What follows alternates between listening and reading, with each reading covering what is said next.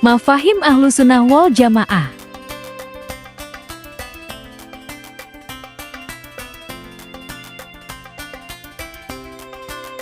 Soal pertama, jelaskan mengapa aliran Asy'ariyah dan Maturidiyah disebut aliran yang paling layak mendapat predikat firqah najiyah atau aliran yang selamat.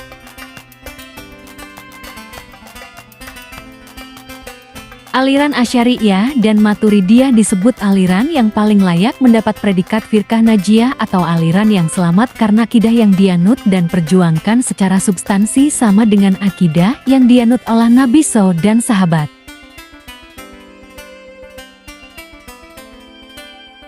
Soal kedua, jelaskan perbedaan sifat salbiyah dan ma'ani.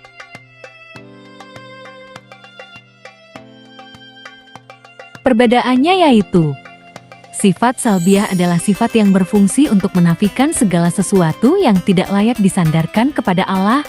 Sifat ini bersifat itibari, artinya hanya ada dalam pemahaman manusia dan tidak ada dalam kenyataan. Contohnya adalah sifat wahdaniyah Maha Esa.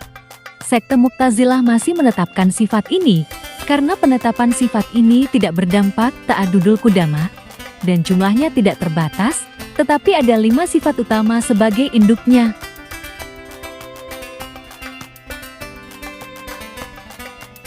Sifat ma'ani adalah sifat yang ada pada kenyataan. Misalnya, jika Allah sifat sama Maha Pendengar, maka secara otomatis berlaku hukum bahwa Allah adalah zat yang Maha Mendengar. Karena sifat ma'ani ada wujudnya dalam kenyataan, sekte Mu'tazilah menafikan sifat-sifat ini.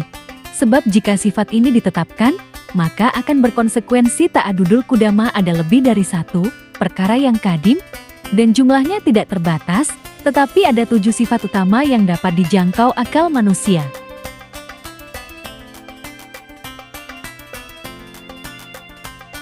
Soal ketiga, mengapa 20 sifat wajib bagi Allah disebut sifat induk, dan mengapa para ulama merumuskannya ke dalam 20 sifat, tidak lebih dari itu?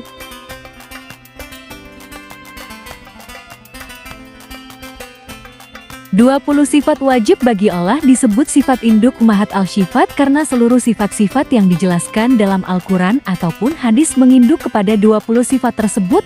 Misalnya, dalam Asmaul Husna terdapat sifat Al-Raqib yang Maha Mengawasi. Tentu tidak akan dapat mengawasi kalau tidak mempunyai sifat sama mendengar, besyar melihat, hayat hidup, dan seterusnya. Maka apabila kita tetapkan sifat Al-Raqib bagi Allah, maka secara otomatis kita tetapkan sifat 20 bagi Allah SWT.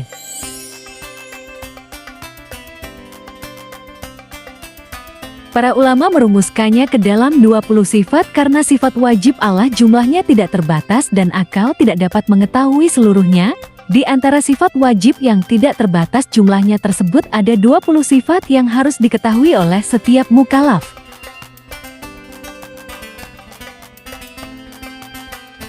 Soal keempat, jelaskan perbedaan sifat ma'ani dan maknawiyah dan mengapa keduanya ditetapkan, bukan salah satunya saja.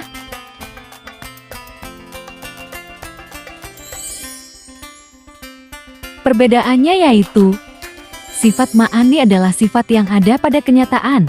Misalnya, jika Allah sifat sama Maha Pendengar, maka secara otomatis berlaku hukum bahwa Allah adalah zat yang Maha Mendengar. Karena sifat ma'ani ada wujudnya dalam kenyataan, sekte Mu'tazilah menafikan sifat-sifat ini.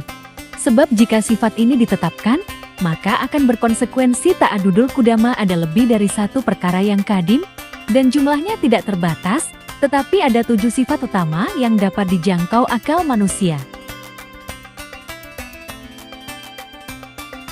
Sifat maknawiyah adalah sifat yang secara otomatis ada apabila sifat ma'ani ditetapkan. Misalnya, apabila sifat kudrah kuasa ditetapkan bagi Allah, maka adanya Allah kadiran zat yang kuasa. Sifat maknawiyah tidak terbatas jumlahnya, namun yang dapat dijangkau oleh akal manusia ada 7. Sifat ma'ani dan sifat maknawiyah ditetapkan keduanya karena memiliki hubungan yang saling berkaitan. Soal kelima, jelaskan isi 20 sifat wajib bagi Allah beserta dalil akli dan naklinya. 1. Wujud artinya ada. Sifat wujud menunjukkan bahwa Allah mempunyai zat yang ada. Sifat wujud tidak menunjukkan selain dari zat yang ada. 2. Qidam. Qidam adalah dahulu tanpa permulaan. Dalil akli. Seandainya Allah tidak bersifat qidam, tentu Allah bersifat kebalikannya, yaitu hadis baru. Andaikan Allah bersifat hadis, tentu Allah membutuhkan muhdits pencipta untuk mewujudkannya. Dalil akli. Dia adalah maha terdahulu. Quran Surat Al-Hadid ayat 3. 3. Baka. Baka adalah wujud Allah, itu tidak ada akhir atau batasnya. Dalil akli. Andaikan Allah tidak bersifat baka, maka pasti Allah pasti bersifat hadis. Dalil nakli. Semua yang di atasnya, bumi akan mati. Dan zat Tuhanmu yang mempunyai kebesaran dan kemuliaan tetap kekal. Quran Surat Al-Rahman ayat 26-27. Keempat, mukhalafah lil hawadits. Mukhalafah lil hawadits adalah Allah berbeda dengan makhluk secara mutlak, baik zatnya, sifatnya, maupun perbuatannya. Dalil akli. Andaikan Allah serupa dengan makhluk, tentu Allah hadis sebagaimana makhluk. Dalil nakli. Tidak ada sesuatu apapun yang menyerupainya dan dia maha mendengar, maha melihat. Quran Surat Al-Syura ayat 11. Kelima, qiyamuhu binafsih. Qiyamuhu binafsih adalah Allah tidak membutuhkan zat lain yang menjadi tempat baginya dan tidak butuh pencipta yang mewujudkannya. Dalil akli. Andaikan Allah membutuhkan tempat untuk eksistensi zatnya, maka Allah adalah sifat. Jika Allah adalah sifat, maka Allah mustahil untuk bersifat ma'ani. Dalil nakli. Wahai manusia, kalian adalah orang-orang yang butuh kepada Allah, dan Allah maha kaya, tidak butuh dan maha terpuji. Quran Surat Fatih ayat 15. Keenam, wahdaniyah. Wahdaniyah artinya Allah maha esa. Esa dalam zatnya, esa dalam sifatnya, dan esa dalam perbuatannya. Dalil, dan Tuhanmu adalah Tuhan yang maha esa. Tidak ada Tuhan selainnya, yang maha pengasih dan penyayang. Quran Surat Al-Baqarah ayat 163. 7. Kudrah. Kudrah adalah sifat yang memberi pengaruh untuk mewujudkan dan meniadakan perkara yang mungkin wujud dan tidak wujud. Dalil, sesungguhnya Allah kuasa atas segala sesuatu. Quran Surat Al-Baqarah ayat 20. Kedelapan, iradah. Iradah adalah sifat yang dengannya Allah mengkhususkan hal yang mungkin dengan spesifikasi tertentu, apakah wujud, tidak wujud, tinggi, pendek, dan semisalnya. Allah pilih salah satunya sebagai ganti dari lawannya. Dalil, sesungguhnya Tuhanmu berbuat sesuai apa yang Dia kehendaki. Quran Surat Had ayat 107. 9. Ilmun. Ilmun adalah sifat kadimah yang ada pada zat Allah, yang dengannya Allah mengetahui segala hal yang wajib, mustahil, maupun jaiz akli, dengan pengetahuan yang sempurna sesuai hakikatnya secara terperinci dan tanpa didahului ketidaktahuan. Dalil akli. Wujudnya alam semesta yang demikian detailnya ini. Jika Allah tidak bersifat ilmu, maka Allah bersifat bodoh. Jika Allah bodoh, maka pasti tidak akan membuat alam semesta yang demikian indah ini.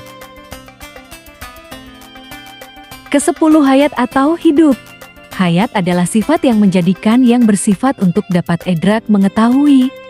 Dalil nakli. Allah, tidak ada Tuhan selain Dia, yang maha hidup, yang terus-menerus mengurus makhluknya. Quran Surat Ali Imran ayat 2. Ke-11, sama, mendengar dan besar, melihat. Dalil akli. Andaikan Allah tidak bersifat keduanya, tentu Allah bersifat kebalikannya, yakni tuli dan buta. Dalil nakli. Tidak ada sesuatu apapun yang menyerupai Allah, dan Dia maha mendengar, maha melihat. Quran Surat Al-Syura ayat 11. Ke-12, kalam, berfirman. Kalamullah adalah sifat kadimah yang ada pada zatnya. Kalam adalah sifat kadim yang tidak berupa huruf, tidak berupa suara, tidak menerima ketiadaan dan semaknanya, seperti diam, tidak bisa dipecah-pecah, tidak bisa didahulukan, dan tidak bisa diakhirkan. 13. Kauhunu kadiran adanya Allah adalah Zat yang Maha Kuasa, lawannya adalah kaunuhu ajizan, adanya Allah adalah Zat yang lemah. Ke-14 kaunuhu muridan, adanya Allah adalah Zat yang berkehendak, lawannya adalah kaunuhu mikrahan, adanya Allah adalah Zat yang terpaksa. 15. Kaunuhu aliman, adanya Allah adalah Zat yang Maha mengetahui, lawannya adalah kaunuhu jahilan, adanya Allah adalah Zat yang bodoh. 16. Kaunuhu hayan, adanya Allah adalah Zat yang Maha hidup, lawannya adalah kaunuhu mayitan, adanya Allah adalah Zat yang mati. Ke-17 kaunuhu samian, adanya Allah adalah Zat yang Maha mendengar, lawannya adalah kaunuhu syamam, adanya Allah adalah Zat yang tuli. 18 kaunuhu basyiran, adanya Allah adalah Zat yang Maha melihat, lawannya adalah kaunuhu ama, adanya Allah adalah Zat yang buta.